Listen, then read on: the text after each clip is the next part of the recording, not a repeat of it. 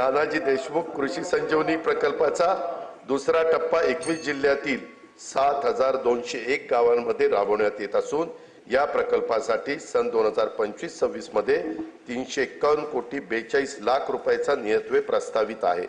कृषी क्षेत्रामध्ये कृत्रिम बुद्धिमत्ता अत्याधुनिक तंत्रज्ञानाचा वापराचं धोरण आखण्यात येत आहे।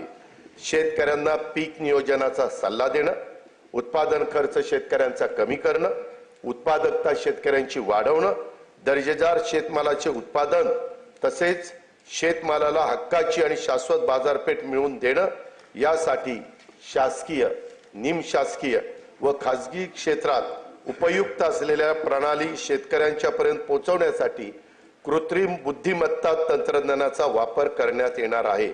पहिल्या टप्प्यात 50,000 शेतकऱ्यांच्या 1 लाख एकर क्षेत्राला त्याचा फायदा होईल। येत्या 2 वर्षात त्यासाठी 500 कोटी रुपयाचा निधी उपलब्ध करून देण्यात येणार आहे।